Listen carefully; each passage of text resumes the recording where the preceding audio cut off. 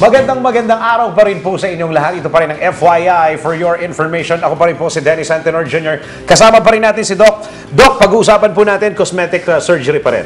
Okay, ano po ba ang cosmetic surgery? Yung mabilis ang explanation po. Cosmetic surgery is actually, another name is aesthetic. Aesthetic? Yes. It's beautification, enhancement of something na sa patient na parang gusto niyang baguhin. But it's normal. Na hindi siya pathologic or hindi abnormal.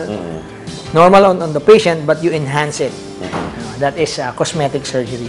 So, pagka nagpa-cosmetic surgery ka ba, Doc, pwede ka ba mag-expect na masasaktan ka? Some procedures, merong pain. But yung iba, there's anesthesia, walang nararamdaman. Ano po yung madalas na lumalapit sa inyo at yung madalas na problema na ginagawa niyo ng paraan sa cosmetic surgery, Doc? For Filipinos, the most common is rhinoplasty or nose lift. Ayan. Yan ang number one, nose lift. Then followed by breast augmentation. Paano yun, Doc? Meron ba silang nire-require na tangos ng ilong? Actually, may ang face natin. It should be at harmony with the eyes, with the lips.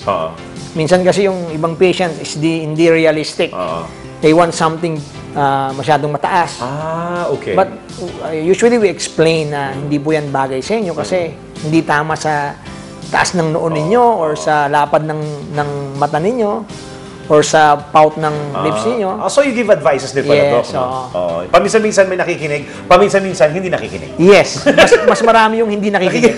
Kasi pag pumunta sila dito sa clinic ninyo, parang buo na yung loob nila, no? Yes. And sometimes may mga tinitignan silang na gusto nila.